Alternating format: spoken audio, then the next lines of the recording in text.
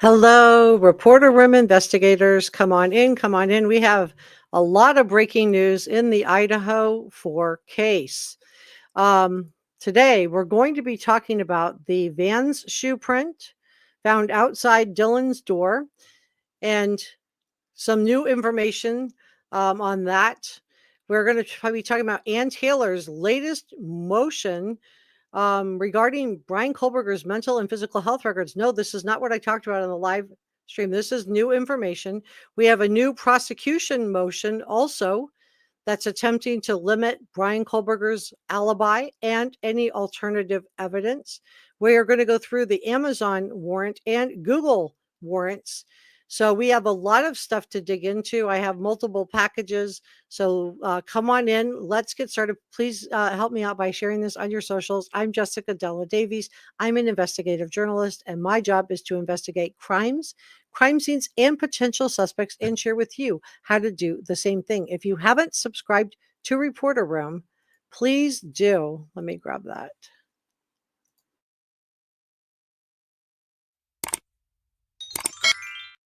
Like, share, leave a comment, and oh boy, do we have a show for you today. Let's get started. So, Bryan Kohberger, everything I'm sharing is my opinion. And thank you to our subscribers, our channel members, and our mods. Our channel members are the ones with the red, blue, and green verified check marks, and the mods are the ones with the wrenches. So Bryan Kohberger is innocent until proven guilty. I am talking about this case in terms of Bryan Kohberger because his attorneys are the ones who are making the motions, and these are the motions that are being made on his behest, at his behest and on his behalf by Ann Taylor and her defense team that's representing Bryan Kohberger, and the prosecution who's prosecuting Bryan Kohberger, headed up by Bill Thompson. These are all, so I have to talk about the case in terms of Bryan Kohberger, but I do understand that he's innocent until proven guilty. So let's begin with what we've learned from Ann Taylor and the latest Bryan Kohberger defense motions. First of all, we know there's evidence because Ann Taylor has been motioning. She filed 13 motions to suppress evidence. But one of the things that jumped out at me this week is the shoe print outside of Dylan Mortensen's door. So we heard about this early on. We haven't heard a lot about it, but now we've got some new information that's coming out about this. So we have heard that this potentially matches a Vans shoe. Now, Vans shoe has a very distinct diamond pattern. So I don't know if this would be, if this was a shoe that was owned by Bryan Kohberger. But if this shoe turns out to be a size 13, which is the size Bryan Kohberger wore, or is a shoe that Bryan Kohberger was known to wear or own, then I think that may be why Ann Taylor was trying to suppress this evidence. So we're going to deep dive into BK's Google warrant. We're going to be talking about the latest defense and prosecution motions and what these tell us about the Amazon warrant, the knife sheath, and the latest motion by Ann Taylor that changes everything in this case. Everything just got turned upside down on its head. But so there's a lot of breaking news. I'm just going to go through it one at a time as efficiently as we can. So Ann Taylor filed the motion. She did not want this Vans shoe print to come into evidence. And remember, if it's good for the defense, Ann Taylor wants it to come in. If it's bad for the defense, she wants to suppress it. So she filed the motion to suppress this footprint. So her thinking on that was that included, the one shoe print that we know about that was outside Dylan's door. Now, Dylan is an eyewitness. I do believe the fact that she was drinking is something that Ann Taylor will really, have a field day with during the trial. But does this bolster Dylan's claims of seeing an intruder that was around 6 feet tall or taller, dressed all in black, wearing a mask with bushy eyebrows, and carrying something that looked like a vacuum cleaner, which I believe was a K kit, K with ill, watching my words in case you have little ones in the room. So Ann Taylor was saying that she did not think this should be let in because because of where Dylan said she saw the intruder versus where the shoe print was not pointed exactly at the sliding glass door. Now, Here's what the judge decided. We're going to call him Judge Hip. I know that his full name is different, but the algorithm confuses that name, his last name, with a dictator from the 1930s, 1940s who started a war. You know who I'm talking about. So Judge Hip, that's what we're going to call him. He stated that the description of the shoe print was consistent with Dylan's statement. So he's letting it in. And so it seems like Dylan, and I'm going to tell you what I make of this, what I think Ann Taylor is trying to suppress, what she doesn't want to get in front of the jury. But let me finish with what the judge said. He said that Dylan, so this will corroborate her testimony. I think this helps the prosecution. He also rejected the challenge of the way the shoe print was traveling and the description of the shoe print. He said it was consistent with Dylan's statement and that it was traveling toward the sliding glass door. So there could be a very good explanation as to why we have this one footprint, but not others. It could be that there was there was just dust in that area of the floor. It could be there was some other type of bodily fluid in that area, but it could also be that there was a flooring change of why we have this one latent footprint. So one of the things that I think is most intriguing about this footprint, and the fact that Ann Taylor doesn't want it in, is she did not argue. Sometimes it's what somebody doesn't say is just as important as what someone does say, right? So Ann Taylor did not argue that the shoe print should be excluded because it did not match Bryan Kohberger's shoe size. She didn't argue that.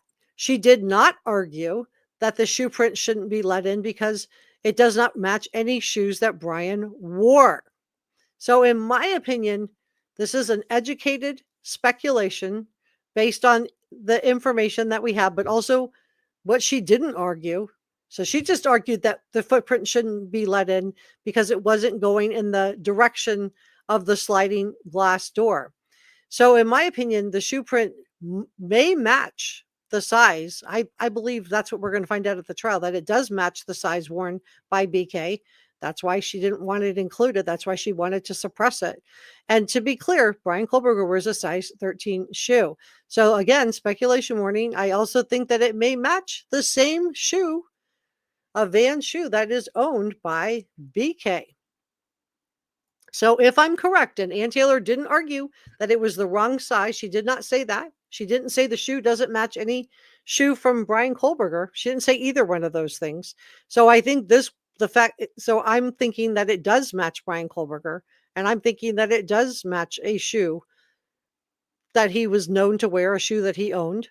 Maybe this is some of the receipts that law enforcement's been collecting. That we, haven't been able to account for.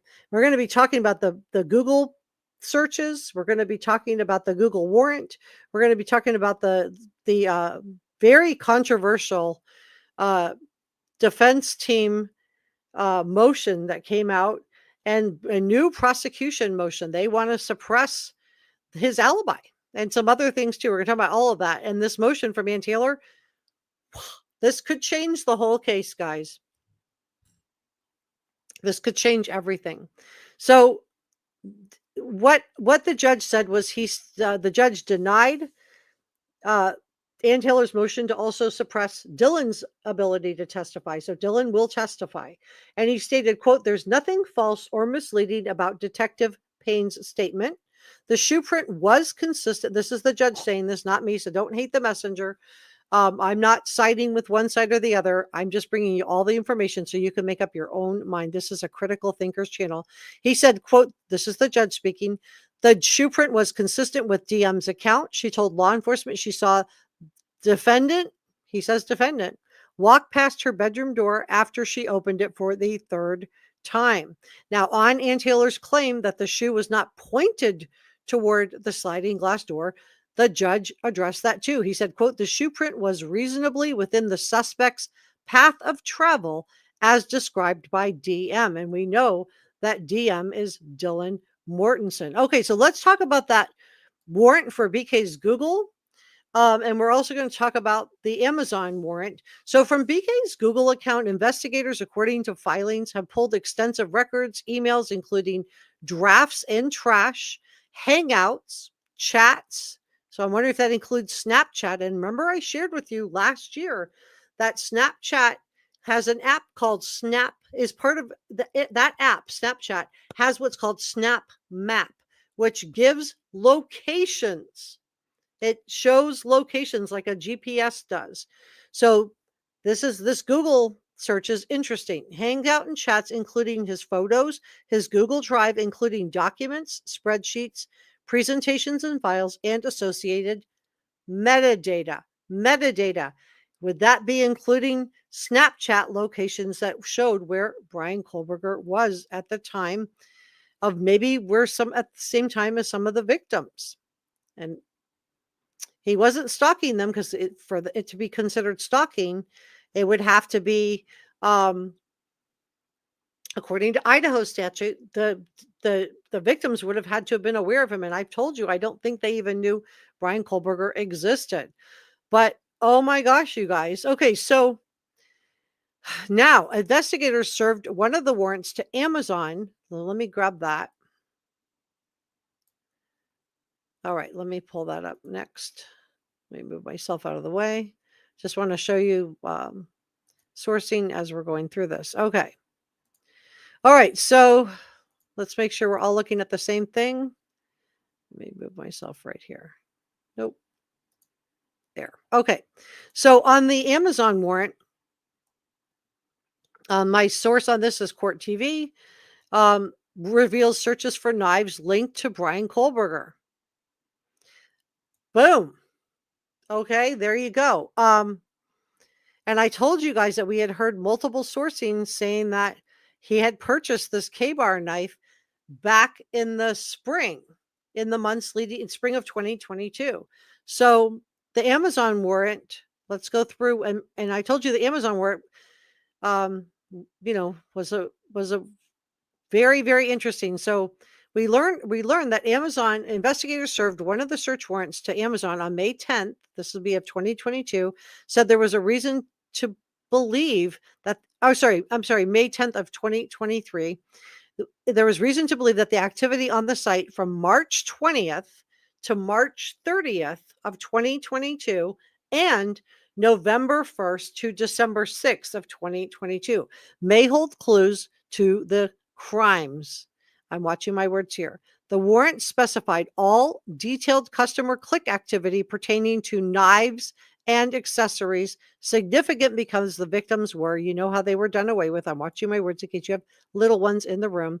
Investigators have also said in court filings that they have DNA from the scene that was found, we know this, on the knife sheath.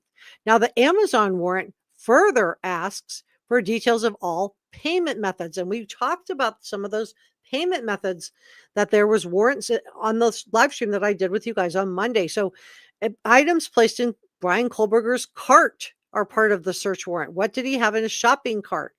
Items that were removed from his shopping cart, items that were deleted from his shopping cart, or saved wish listed items, as well as reviews read by Bryan Kohberger and any comments that he made. So they looked for this is really interesting. So they are looking for any reviews that he might have left on any items, as well as any reviews that he read. So was he reading reviews on knives? YouTube was also served a search warrant. If you want me to dig into that, let me know. I will. They were looking for subscriber information and device identifiers for all devices that logged into accounts, including IMEI addresses, cookies, and locations. And the warrant requested channel analytics and any comments made or mentions of the account made by other users. So the question I posed is, did Kaylee solve her own case? And we're going to talk about that in just a second. So the warrant served to Apple on August the 1st. So the warrant served to Apple on October the 1st is similarly asked for the records of all devices associated with the user ID, including the electronic serial numbers, the SIM information, as well as contents of all the emails, instant messages, and files stored in iCloud. Records were also obtained. So this is why I believe, so Apple is related to not Bryan Kohberger. He had AT&T for his cell phone provider. Who had Apple? Kaylee did. Okay. Kaylee had a Bluetooth.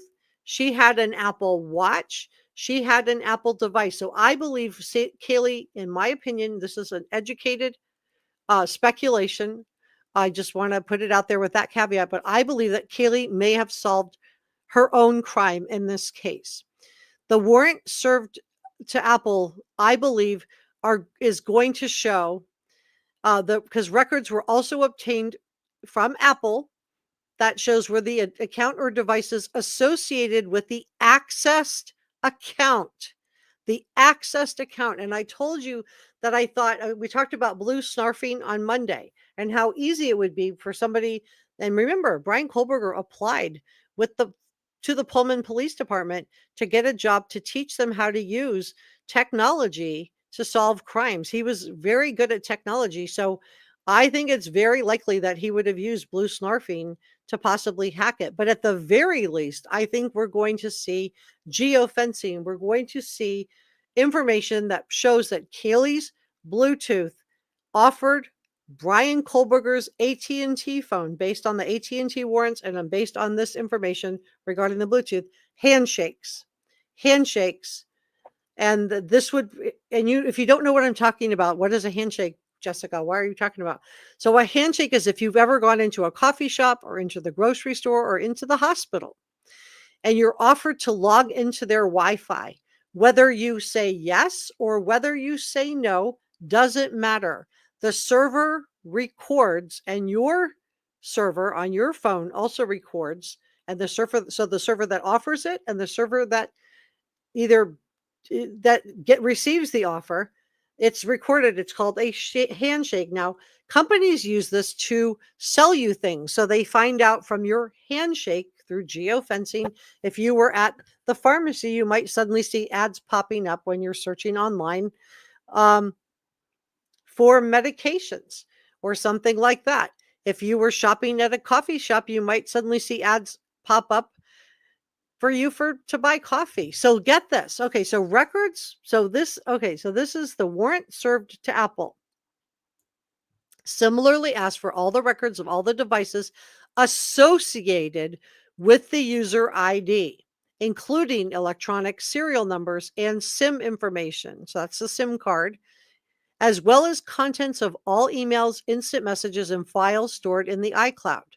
But this is the part that just really, I think, is very interesting. Records were also obtained for, quote, locations where the account or devices associated with the accessed account, including all of the data stored in connection with AirTags, location services, Find My, and Apple Maps. Now, to be clear, Bryan Kohberger did not have Apple. Okay, he had AT&T. So that's why I think this is really, really interesting. So we have also breaking news on this case. Let me just, we have breaking news on this case. Ann Taylor, let me grab this.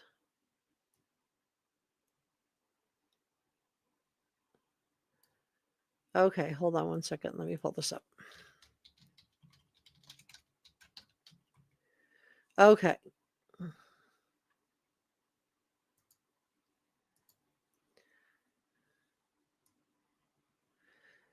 All right. I have so much to do here. There's so much to unpack here. We could almost have enough for 2 live streams. Okay. So come on in, bring your questions. Tell me what you guys think. But I do want to we have so much breaking news. I do want to keep digging into this. Okay. So let's keep going. And then I am going to check in with chat in just a few minutes. Okay. So we talked about the Amazon warrants. So Amazon warrant further details asked for all, and we talked about the Google search warrants. Okay. And we talked about Apple and how that connects to Kaylee. So I believe that Kaylee solved her own crime in the same way that Paul Murdaugh solved his own crime, the same way that Libby solved her own crime. So Amazon warrant further details all the payment methods, and I told you that that's why they were pulling that in the last live stream. So let's talk about the latest prosecution motion, and then we're going to talk about Ann Taylor's latest controversial motion that flips everything we thought we knew about this case on its head. So the prosecution wants Bryan Kohberger's alibi to be suppressed. Let me just show you the receipts on that.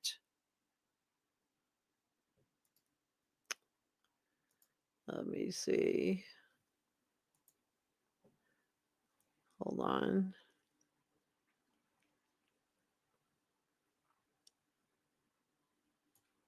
Okay. Let me open this. Okay. So make sure we're all looking at the same thing. Let me move myself out of the way. Okay. So, woo. Okay. I almost went live on this one first, but I wanted to, because I wanted to honor Sebastian.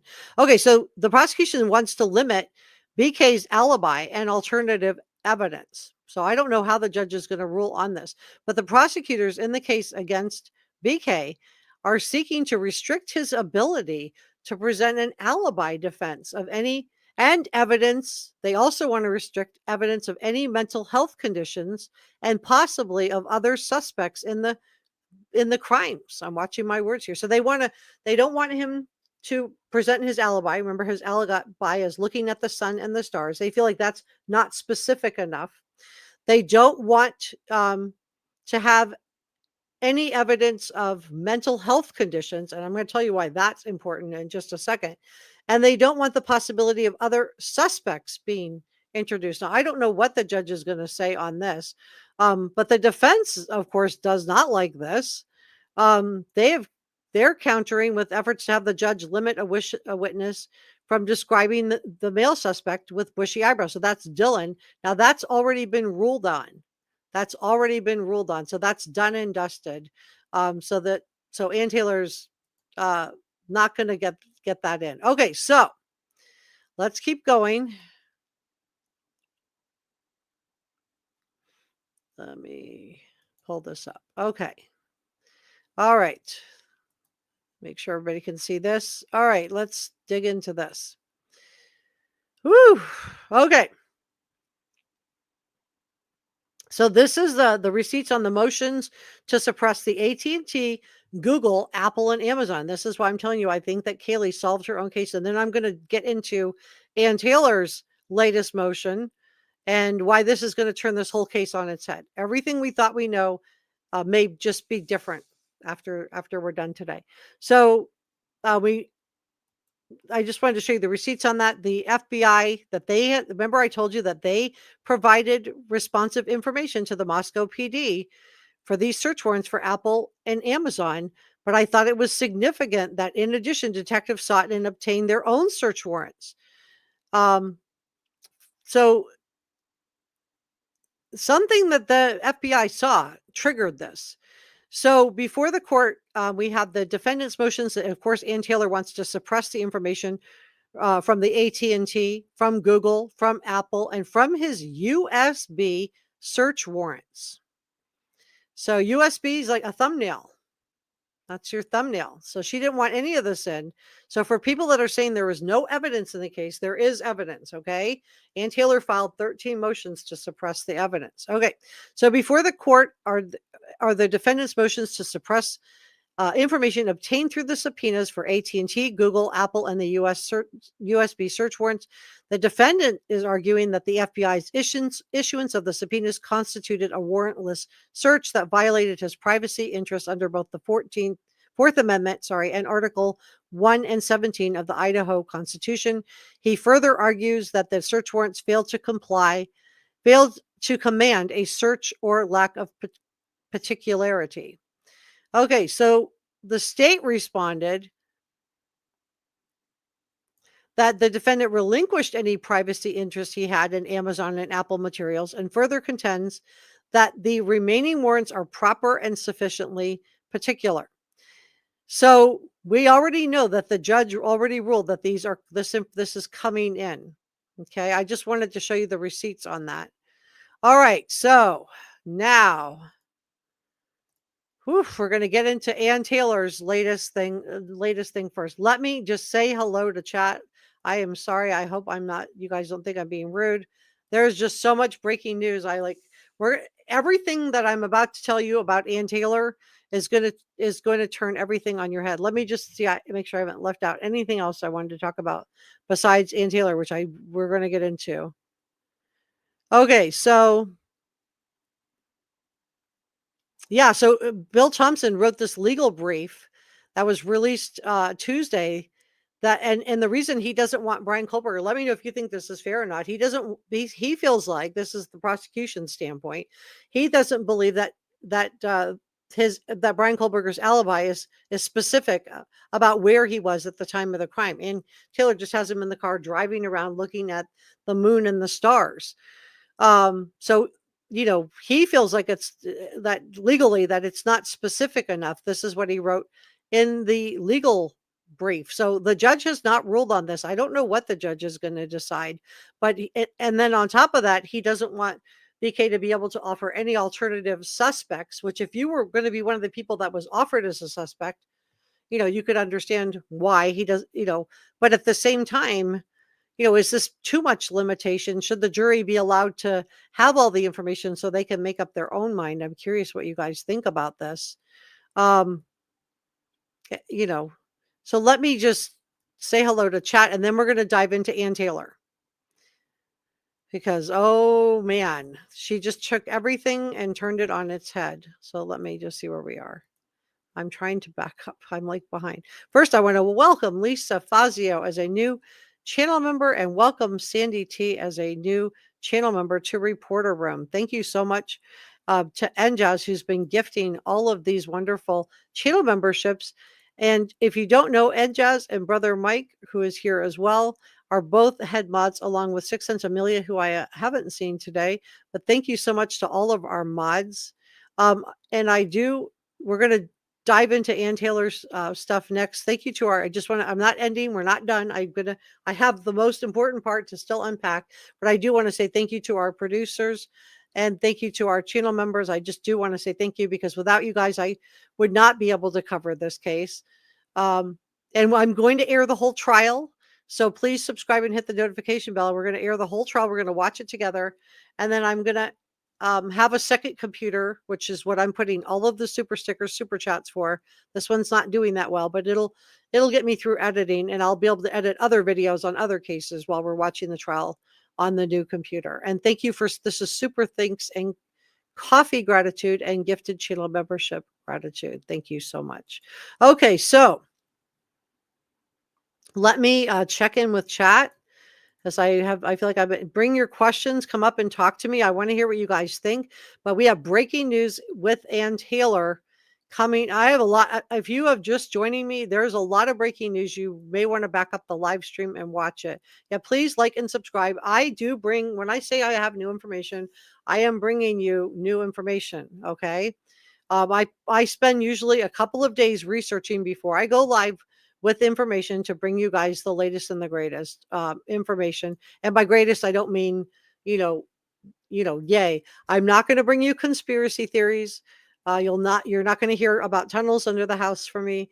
You're not going to hear about some of that stuff but I do some speculation, but it's based on information that's in the court documents and available in the public arena with credible sourcing. And he says, I think it's real and it happened. Just a thought. Yeah, so come on in, guys. DM is here.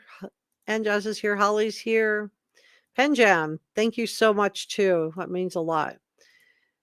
Mike or Kimmy said she's getting rejected. Yeah, so far, Ann Taylor has lost all of her motions. She hasn't won any.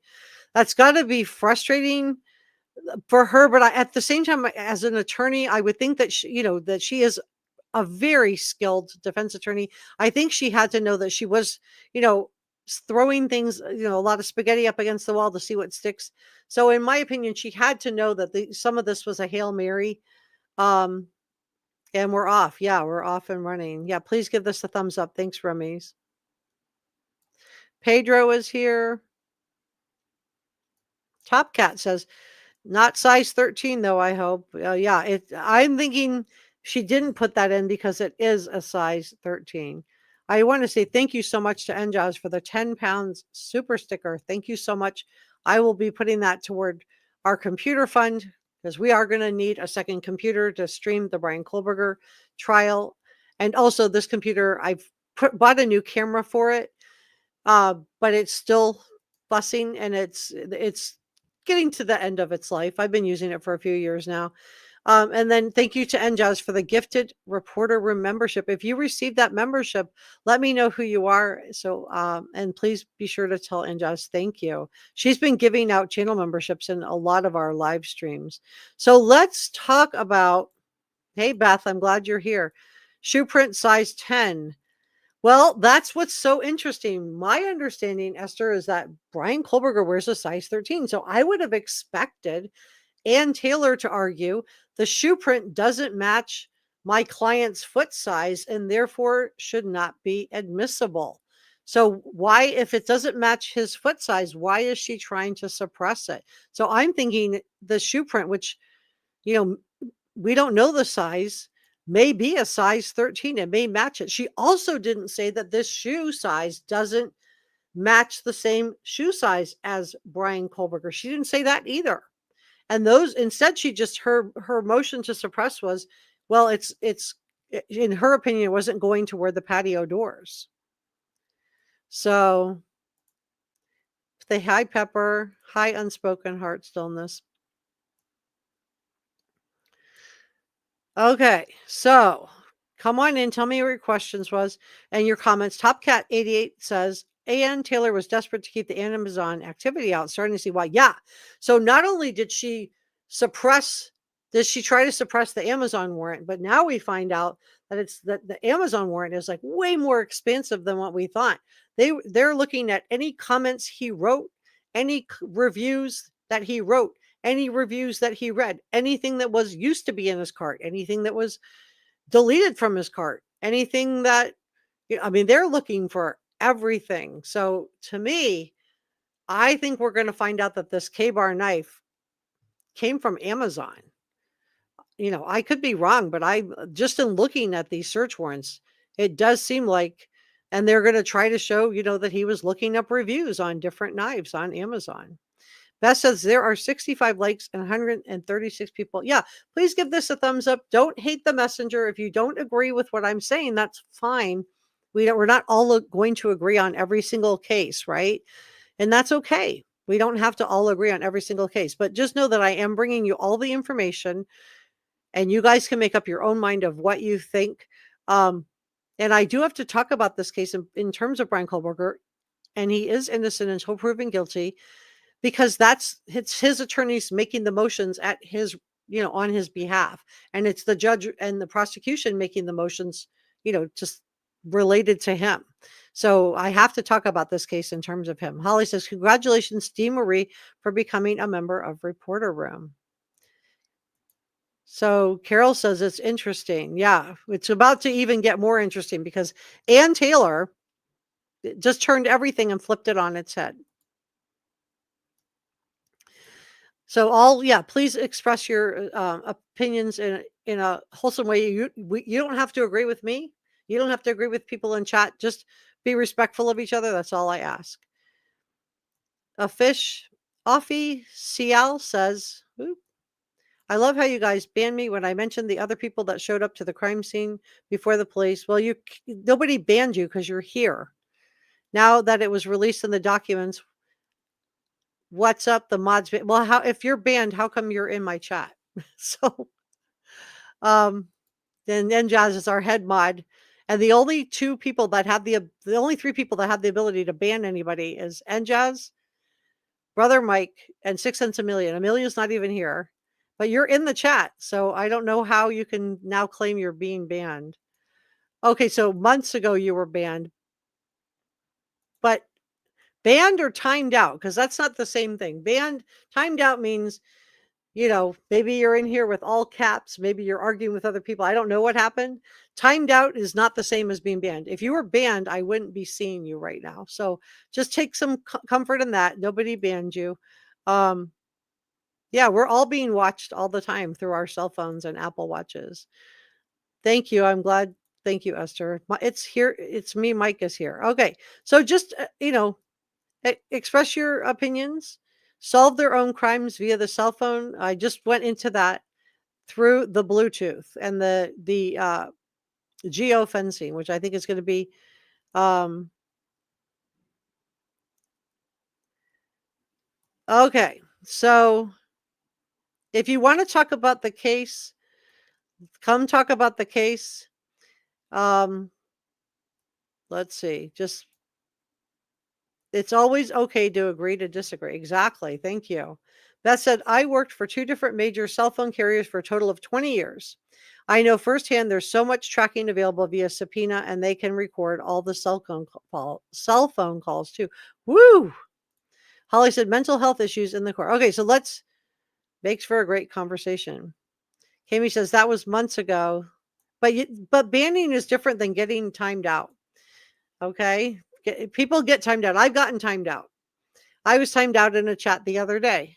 I don't know why I was being I wasn't saying anything disrespectful. I think it was an accident, but it happens sometimes. Mike says, I think if we don't victim blame or shame, we're okay. I agree. Hey, Veronica, glad you joined me today. Thank you. All right, so let's get back onto track with this. Okay, so this I think is going to turn the case on its head.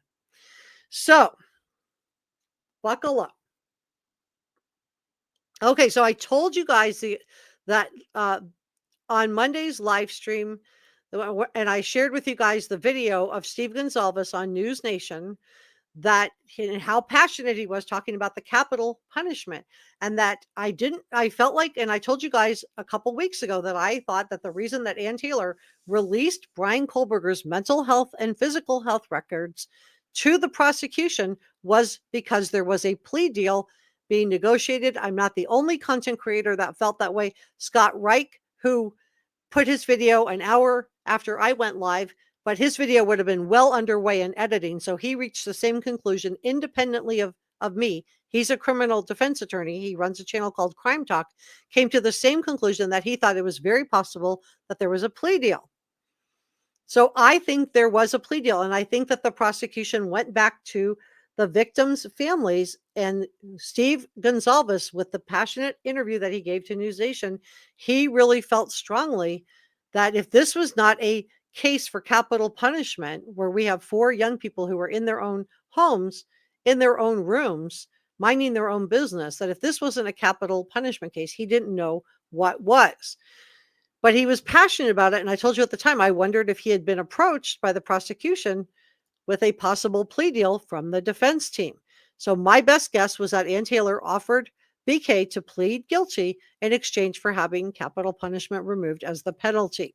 So that's a speculation warning on that. I shared with you, I thought it would be really difficult for the prosecution to agree to this without getting the victims' families on board. And I'm just laying the groundwork for what Ann Taylor just put out. Okay, so just let me just set the stage, and then we're going to dig into it. So I also shared with you that that I feel like the prosecution was not able to come to a deal with Ann Taylor's offer for a plea. This is alleged.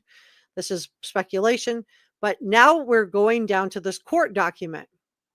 All right, let's look at this. So we're going to go to page 74. All right.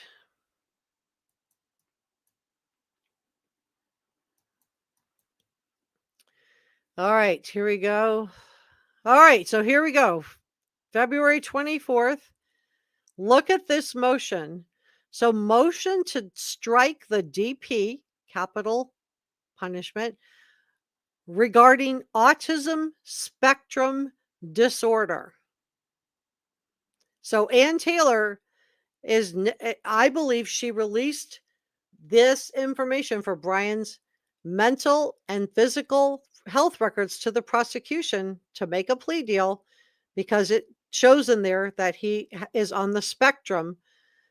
Now, do I think he's on the spectrum or not? I'm not a mental health professional. I'm not. Let me know if you think he's on the spectrum or if he was misdiagnosed. he actually showed signs of having oppositional defiance disorder, which is what kids are diagnosed with before they're diagnosed with becoming a sociopath or psychopath.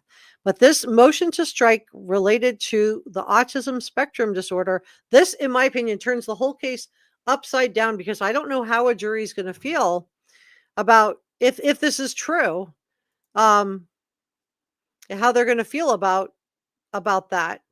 Um, so let's dig into this a little bit more. All right, make sure we're all looking at the same thing. Let me move myself out of the way. Okay, so all right, let's dig into this a little bit more, and then we're going to talk about autism versus sociopathy next, and just just see, is it possible that he was misdiagnosed? Okay, so this is my sourcing on this is who is my sourcing on this? Tri-City, and it's NBC, Tri-City. Okay. All right. So the defense team for Bryan Kohberger, the man accused of doing away with Ethan, Xana, Kaylee, and Maddie, may be moving, not maybe, she's arguing it, to remove the DP as a sentencing option by arguing that he may be on the autism spectrum. In a motion titled, and I just showed you the motion to strike the DP, I'm watching my words in case you have little ones in the room, RE autism spectrum disorder, appeared on Kohberger's case summary on the Idaho court's website on Tuesday. So that was yesterday. But the full motion wasn't publicly posted. And we probably won't see the full motion until the judge rules on it. Nonstop local KHQ submitted a records request for the motion. However, a second motion filed on Tuesday suggested that the parties agreed to file the motion to strike the DP under seal, meaning that the information may not be available even with a records request. So we may hear about this when the judge rules on it, if he's going to let this in or not. We may not hear about it till the trial. So it wasn't, so we don't know for sure. So according to this article, it wasn't immediately clear if BK's defense team, hold on, if BK's defense team is aiming to exclude the DP ahead of his scheduled trial. It sounds to me like she is. But at the very least, she's going to bring in evidence that she's going to say that he has autism, and therefore she's going to try to mitigate the jury. She's trying to save her client's life.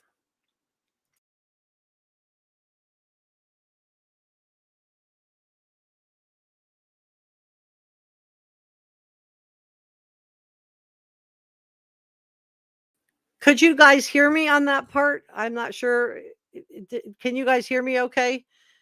But let me just share the screen, because this is all right. So I want to bring up the next thing. Okay, let me just check in with chat. So yeah, this is really interesting. So it sounds like she's trying to mitigate it with the jury. And we know she wanted to move the trial originally because she felt like she would have a better chance with a more liberal jury in Ada County. And I told you I thought that was maybe a little bit of a trade-off, because I think she gave up a more lenient judge in Judge John Judge and got a stricter judge, in my opinion, with this judge in Ada County, Stephen Hipp. So does he have autism, or is this some type of psychopathy or sociopathy? Because some of these things are very similar, but they're not the same. Most people with autism, and I just want to make this really, really clear, people with autism are no more likely to commit a crime like this than people without autism. So let me know if you think this would affect you as a juror. If you found out he had autism, would you be more likely? Well, let me rephrase that. If you are a juror, would you be able to impose capital punishment if it turns out he's on the spectrum? Yes or no? Just put a yes or no in the comment section or in the chat. Donna says, do you think the morning after he came back to find out what he left in that shoe print? Yeah, I do. That's exactly what I think. Yep. Yeah, he's very high functioning for sure because he's, was in a PhD program at Washington State University. Yeah, I refreshed it, so hopefully now, but I did disappear. Okay, thank you for letting me know, Kami. I wondered if I didn't because I got a message that said that my audio was that I was losing my audio, so I refreshed and came back in. And Kami says it was certainly explaining the social awkwardness, but he have the ability to know right from wrong? She can try. And again, yeah, most people, and just to be clear, people with autism are no more likely to commit a crime like this than people without autism. So I'm curious what you guys think. I think this turns the case on its head because a jury might feel some sympathy toward him because of this. Mike says he spent 2 years lying about his alibi and a lot of state money to now just say I'm autistic. Shelley says, I say he won't allow it. Kami says, no. Top Cat says, I don't think autism is classed as a mental illness. Does anyone know? Let's look. Let me look.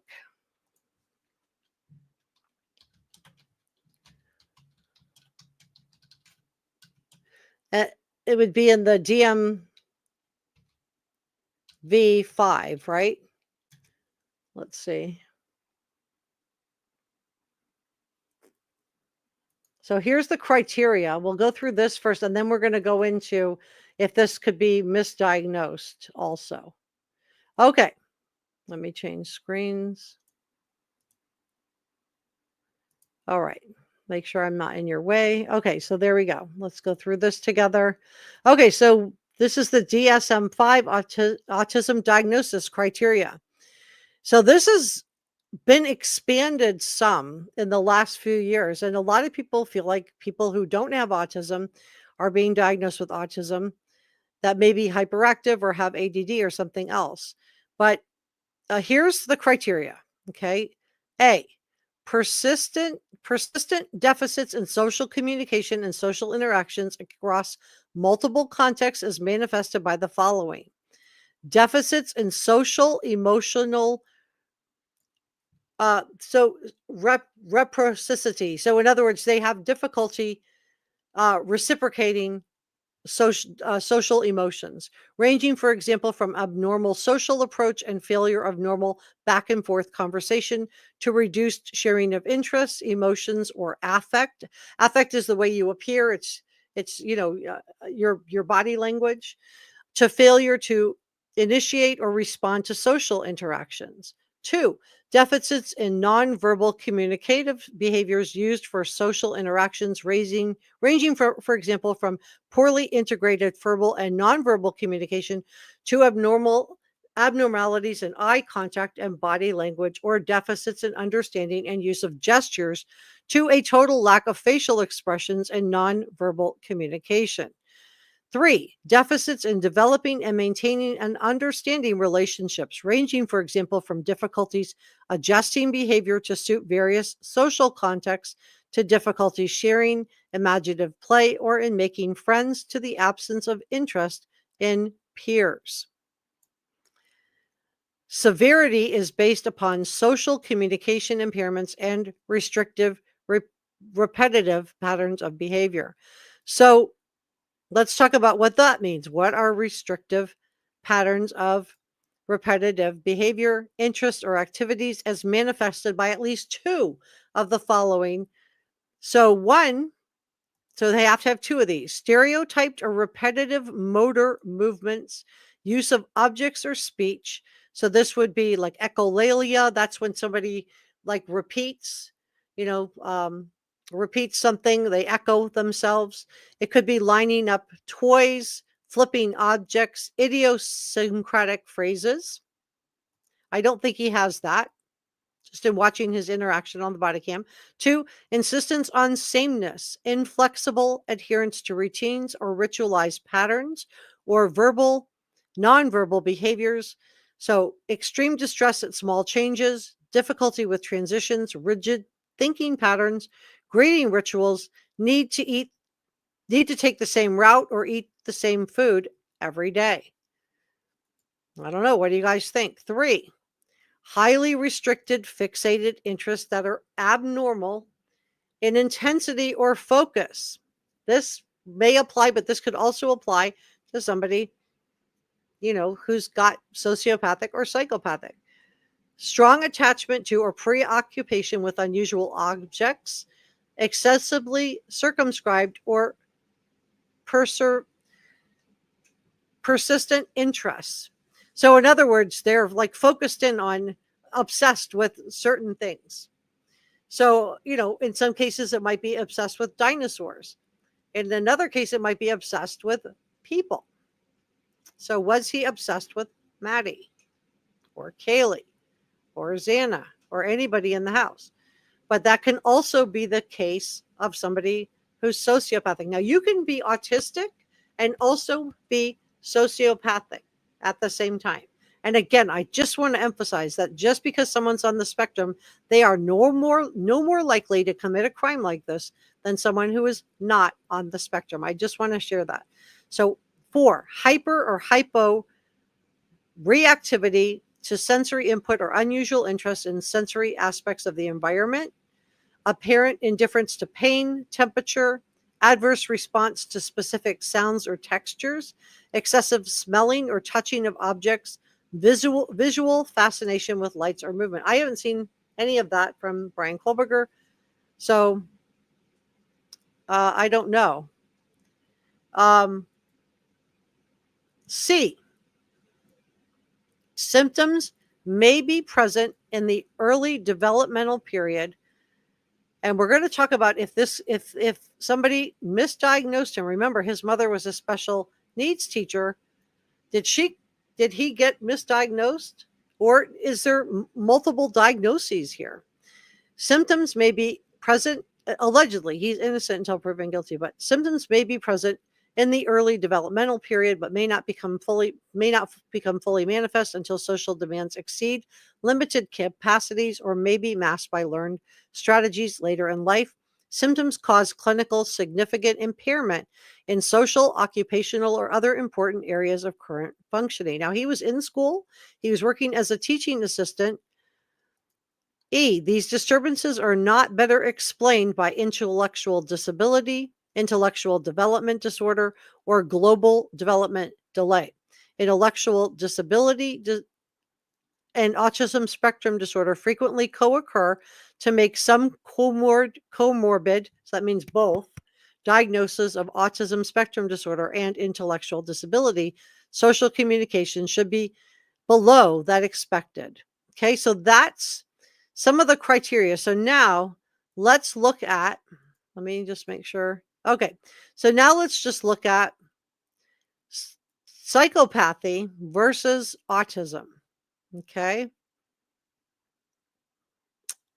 because now I want to be very clear that there's a couple things that are similar, like the inability to connect with other people, but autism, people with autism do experience empathy. Okay, they do experience empathy for other people, and whereas sociopathy, they do not.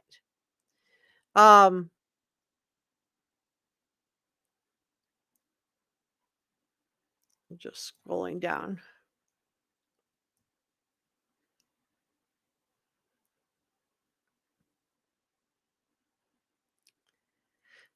So it says here, sociopathy, this is according to journalist John Rosen, sociopathy is the most pleasant feeling of all mental disorders. All of the things that keep you good, morally good, are painful things: guilt, remorse, empathy. Sociopaths can work very quickly and have apparently higher IQ, higher than it really is, because they're not inhibited by moral concerns. Whereas when you have somebody who's on the spectrum, they do have empathy. If someone's brain lacks moral niceties that the rest of us take for granted, they obviously can't do anything about that any more than a colorblind person can start seeing color. So where does that leave the concept of moral responsibility? The legal system traditionally asserts that all people standing in front of the judge's bench are equal. That is demonstrably false, says the neuroscientist Dave Eagleman. Now, he's the author of Incognito: The Secret Lives of the Brain. And he is suggesting that instead of thinking in terms of blameworthiness, the law should deal with the likelihood that someone will reoffend and issue sentences accordingly, with rehabilitation for those likely to benefit. Whoop, likely to benefit. Um, and long sentences for those who are likely to be long-term dangers. The PLC-R is already used as part of the algorithm, which categorizes people in terms of their recidivism rate. That's how likely they are to reoffend. Recidivism is just a fancy word for reoffend rate. Life insurance companies do exactly this sort of thing in actuary tables, where they ask, what age do we think a person's going to pass? No one's pretending they know exactly when. That life insurance companies know exactly when we're going to pass, but they can make rough guesses, which makes it enormously more efficient. So I think this is, interesting. I do think this turns the whole case on its head, because I don't know how a jury is going to feel about this. Are they going to feel more likely to convict, or are they just going to feel like, you know what, I don't want to convict based on this. I don't feel comfortable with this. I'm just curious what you guys think on that. What do you think? I'm just refreshing this. Oh, let me close. Let me try closing a couple of these.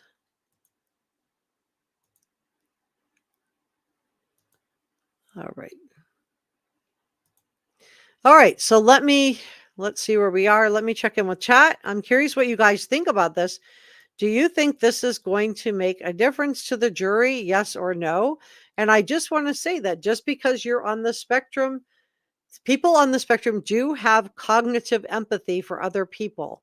They just have difficulty reading the social cues and expressing it, but the feelings are there. So when you're testing somebody to see if they're a psychopath or not, they can actually do tests. They can put somebody in and do a MRI and CT scan and actually test the brain to see how it's reacting to certain stimuli, to see if somebody's a psychopath or not. So, you know, what do you guys think? Was this going to make a difference to the jury if Ann Taylor comes in with this? Is this going to provide them mitigation where they just feel like, you know what, even if we find him guilty, I don't want to impose the capital punishment, because this might be, this might be a problem. Now, on the other hand, it could be that the jury decide that the defense, says he's autistic and puts forth the evidence of being diagnosed in the past, but it may be that the prosecution puts up their own experts and just says, well, somebody, just because they're autistic doesn't mean they commit crimes like this. And just because you're autistic doesn't mean you can't also be sociopathic or a psychopath. And again, he's innocent until proven guilty. I'm just telling you I have to talk about this in terms of Bryan Kohberger, because the motions are being made by his defense attorney. So Faith says he was working with his PhD. He's clearly intelligent and without disability. Kami says his smirk and the whole I'm going to prove I'm innocent and then never give a real alibi is not getting any real sympathy from me. Mike says, I'm sure there are tons more evidence besides a sheath with his DNA, fiber matches, etc. We have to wait and see. Hi, Billy. Thanks for joining me. 10 high for me says, I certainly think he's on the spectrum and have always thought he is very different. Esther says, I go to mountains all the time at 2 to 3 a.m. to see the sunrise. I live by the White Mountains. And just says, hopefully it will be mentioned. Holly says, many people are on the spectrum and most people who are on this, people who are on the spectrum are, and I just want to put this out there because I don't want anybody thinking that this is people who are on the spectrum have empathy for other people. They're no more likely to commit a crime like this than someone who's not on the spectrum. I just want to put that out there. I want to be very clear about that. They do have empathy. What they have difficulty is expressing empathy and reading other people's social cues. So you have to be very direct and tell them how you feel. But I'm just wondering, does this turn everything on its head? Offie CL says, thank you for clearing the stigmatism on autism. Of course. Esther says life happens. Richard says that guy is more functioning than me. I'm not just a psychopath, but hey, fake it until you make it take you far. Office CL said, I used to be a night owl, undiagnosed ADHD. I would go out running sometimes at 2 to 4 a.m. to tire myself out. Wow, that sounds stressful. Mike says he used medication that starts with an H. He wrote that he was depressed since age 5. He had a lot of time to get help. Did BK have an iPhone or an Android? My understanding is that he has AT&T, and I believe it was an Android, and the one who had an iPhone is Kaylee. But, I could find out I'm wrong at the trial. That's my understanding. Yeah, please give this a thumbs up. Let YouTube know we're doing a G-rated show. Beth says, my oldest is 35. We just found out he's on the spectrum a few years ago. There is no stigma for anything beyond our control. Welcome, Texas Salty. 818 Rola Mata says, I know this info is hard to intake, but believe me, it's all been factual, not ice chest or water cooler gossip like I was told the other day. Thank you so much. I appreciate that. Top Cat said, you would have to be a psychopath to commit a horrific crime. I agree. Now, just also want to make you aware that you can be autistic and also be a sociopath. You can be autistic and also have attention deficit disorder. You can be autistic and also have sociopathy or psychopathy. It doesn't cancel each other out. But I think the reason I feel like this kind of turns everything on its head is it does, a jury may not want to put somebody for capital punishment. They may not want to impose that kind of penalty if somebody's on the spectrum. And that's what I'm asking. What do you guys think about that? Would you be able to, as a jury, impose that kind of penalty if you believed somebody was on the spectrum? Now, I don't know what the prosecution is going to respond to this. I don't know what the judge is going to say about this, but we'll see. Wayne says, does anyone know if the blood on the handrail was recent or old? We don't know. The only thing we know is that it was male, and we don't know how old it was. We do not know. Any chance of a plea bargain? I thought there was going to be a plea bargain, Ken, and maybe we still will get one. Maybe the family members, when they hear this, is maybe why Ann Taylor decided to release this. She may have been, let me just share with you her motion. She may have decided that, you know what, I am going to put this in a motion, even though we can't read the motion. She may have decided she wants to put this in a motion because she just needs one juror.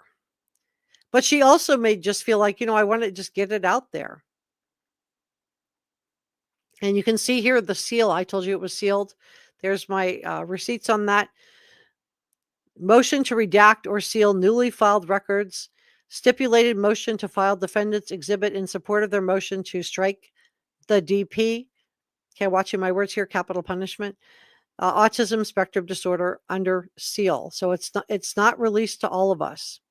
And here we can see again, there's another motion. Subject, motion to redact or seal newly filed records, exhibit 1 or 2, in support of motion to strike DP. So Ann Taylor is what she's saying is, I want to remove the capital punishment from being a penalty because of the autism. That's her motion to the judge.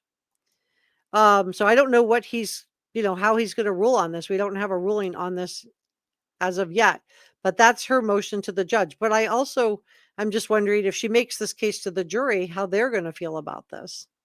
So anyway, great question, Ken. I'm teaching my brother how to pick up on social cues and to use his words to communicate his feelings when he's processing or overstimulated. Adopted puppies. Took a year of walking the dogs. Oh, that's great. You sound like a good brother.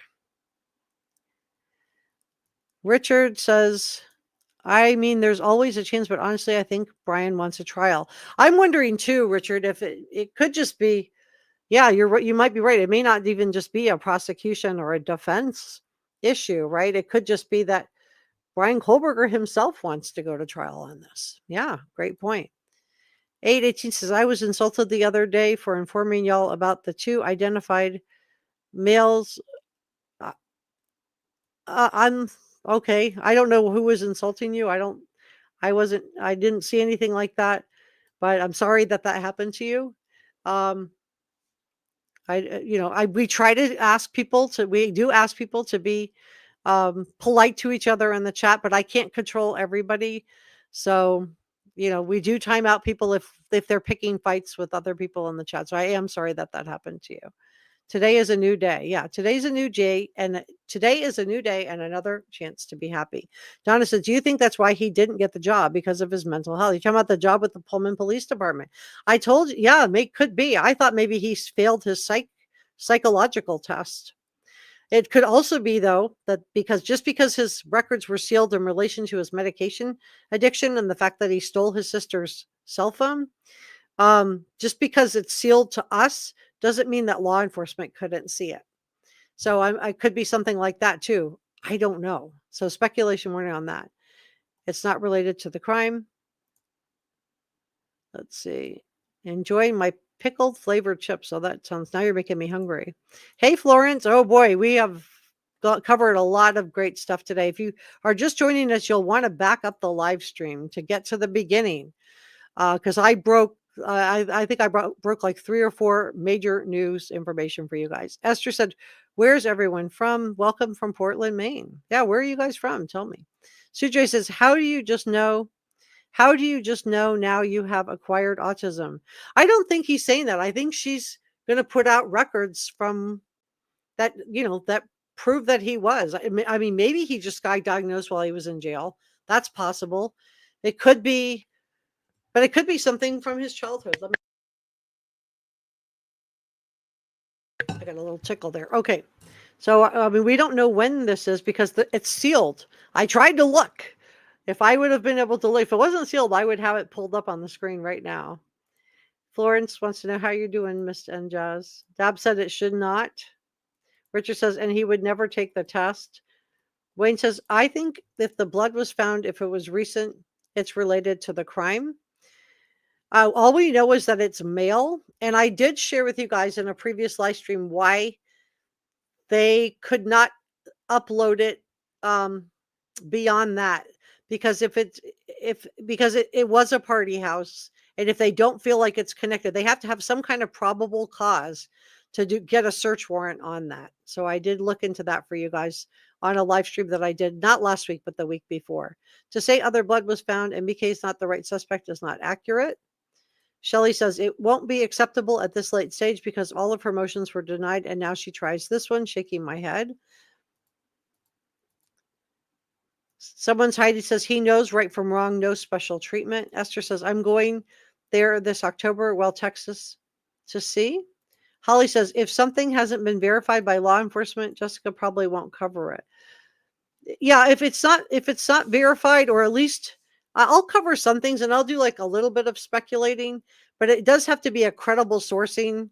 I do look for credible sourcing.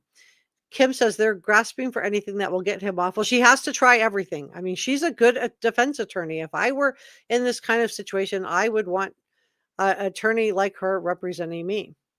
Hi, Leslie. Mike says, no one has said the IGG lead to the 4 brothers and BK has no brothers. So BK is not the right suspect. Lots of last. That's not accurate either. So we did some more digging on that and we think that it's related to Michael Kohberger's brothers. So I just want to share that. Gail said that she thinks this diagnosis will make a difference with the jury. Hi, Kim. Happy Dude says autistic or not, a criminal law degree means he knows right from wrong.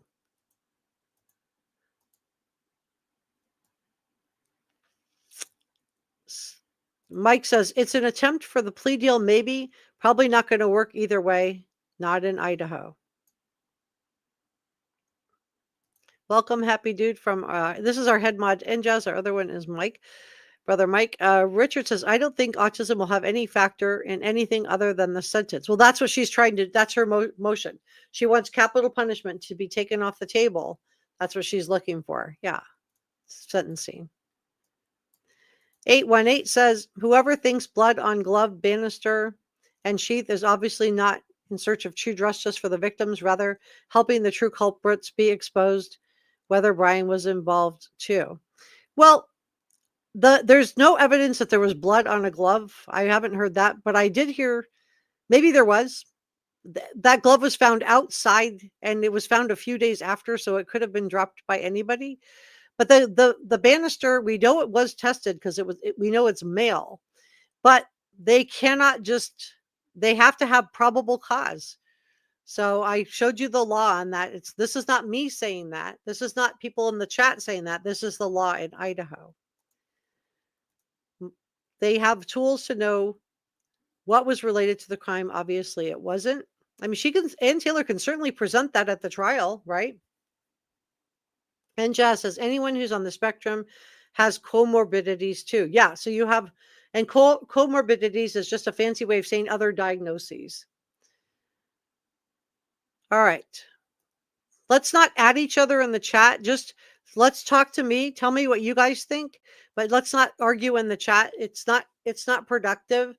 And I want everybody to feel comfortable. I don't want some people to feel uncomfortable in the chat because people are adding them. Don't add anybody else in the chat.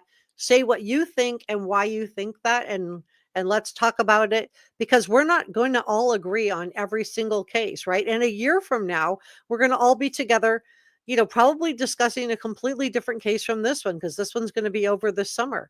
So, we're not going to all agree on every case, and that's okay. We don't all have to agree. I'm going to bring you guys all the information, and you guys can make up your own mind. I'm not here to tell you what to think, how to think. I'm asking, what do you think? But what I don't want to do is get into like arguments in the chat with each other. Let's not do that. It's counterproductive, and I want everybody to feel comfortable. Okay. Esther says, I'm all about timelines. So in the blood was found before BK's name. So why wasn't the blood tested from the banister and gloves? Well, we think it was tested because we know it's male. But what they couldn't do was upload it to these genealogy sites because there's no probable cause. It's weird to me too, but that's the law. That's not me saying it. That's the law. That's not the police deciding. That's the law in Idaho. Wayne says somebody had to be locked up before winter break ended. I don't know. Thank you for sharing your thoughts on that. What other perps are being protected? Donna thinks he's playing us. Hey, Gail. Mike said, I heard the banister in the first floor also. He was not on the first floor. It may have been, yeah. And let's just think about this too. There were crime scene CSI people in and out. And that could have been somebody that just removed their gloves on the way out, and that may be the glove that's found, or removed their plastic gloves and just dropped a regular glove. We don't know what kind of glove it is. It was also a party house. So I don't think finding another male, and Ethan was spending that, I don't think finding another male's DNA in and of itself, is going to mean that much. Again, this is going to be a circumstantial case, piece by piece, brick by brick. I don't think it's, I mean, you might be right. She might think that. It could be that, but it could also just be that she's trying to get prosecution to take capital punishment off. Hi, Pam. Dobbs thinks she knows he did it. Mike says she has to do all she can or he will. Well, she has to do or he will complain. She has to do all she can because that's her job too, right? That's her job. You want your defense attorney to do everything they can to. I mean, she's doing a great job. Top Cat said there would be many, many males going in and out of that house. No surprise, there's DNA there. I agree. Holly Gully says she agrees with you, Dabs. Pam says, I'm so glad you're taking my mind off things. I'm glad, Pam. Follow the money was people with autism are victims, not perpetrators. That's why I wanted to make it really clear. Yeah, you'll want to watch the beginning. And just says, I wouldn't call them victims. They are wired differently. Yeah. Okay, so I agree. But I can understand what her point is. She's just trying to say that in a crime like this is what she's trying to say, I think. But we'll just be really clear on this. Wayne says, will we ever hear the 911 call? At the trial, we will. At the trial. Ken says, is this And isn't this an issue for the penalty phase? Well, it is, but I do think there was an attempt at a plea deal. This is just, again, speculation warning here. I do think, based on listening to Steve Goncalves, based on the fact that she released his medical and physical information to the prosecution a few weeks ago, I think that there was an attempt to reach a deal. I don't think it happened, either because Bryan Kohberger doesn't want to plead guilty, or because the victims' families don't want to accept the deal, or because the prosecution doesn't want a deal. I don't know. But this is an issue for the penalty phase. You're right. But, obviously she wants it out there now. How's your dinner, Mike? I hope it's good. Yeah, autism is a social communication. So to be autistic you have no more of a chance of somebody with autism committing a crime like this than somebody who doesn't have autism. So I don't think it's going to matter as far as guilt or innocence. My question is, as a juror, would this make you feel sympathetic for someone if in the event that he's found guilty? Would this make you feel more sympathetic, and would this make you say, yes, I want him in life in prison, but I don't want to have capital punishment imposed because he does have a disability?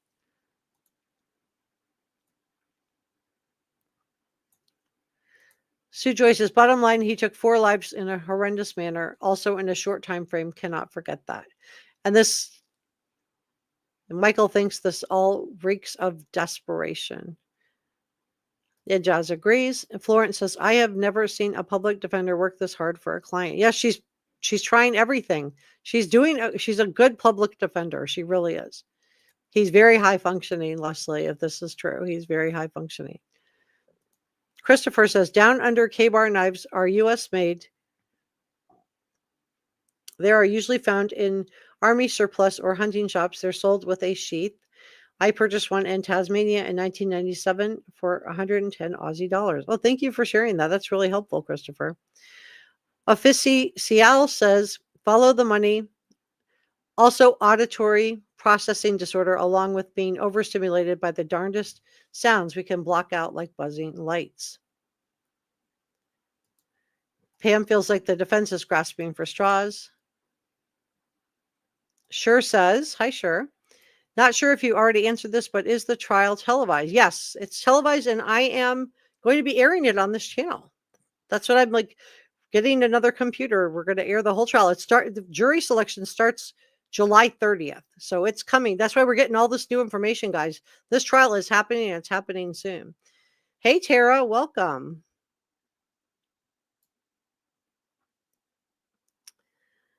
I don't think they really specified who the glove belonged to Ethan or Maddie. I just heard there was a glove found outside, and I'm assuming that's the one that was found by Chris McDonough, because he found one a few days after. And again, it could have been somebody walking by. It could have been anything. I don't know. But the inside the house, I think Ann Taylor could use that to help her case. All right, guys. Well, I think I'm getting tired. I think I'm going to leave it there. Thank you so much for joining me. I do want to say thank you to our producers, Njaz, Sasha Angel, Mikey M, George Brown, and Pepper. Thank you for all your super thanks and coffee gratitude. Oh, let me take this down.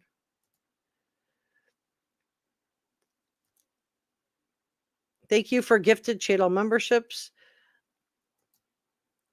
Thank you so much for super thanks and coffee gratitude. I blocked out the bottom names. I'm sorry about that.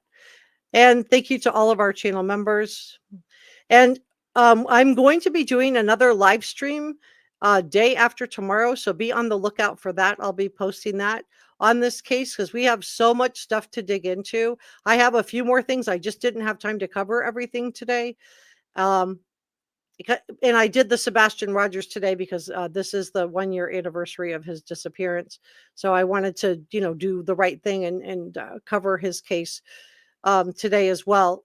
But I do have a lot more stuff to dig into on this. I have a lot more stuff with the warrants and what this means for the trial and what we can expect to see at the trial.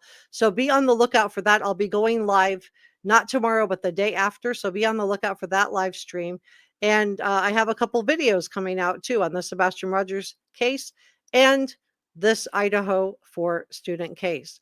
So Thank you so much for joining me. Thank you for coming by to spend a little bit of time with me. I really appreciated all of your comments in the chat. It's okay if we don't agree on every single case.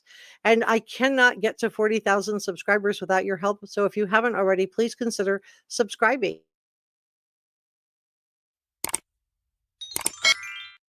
Subscribing is free and it helps the channel out a lot. If you would like me to do a St. Patrick's Day party, if you would like to do let me know in the comment section below. If you would like me to add that, also, I'm happy to add that as well. Thank you to our mods. Uh, thank you to our channel members and thank you to our subscribers. And I will see you next.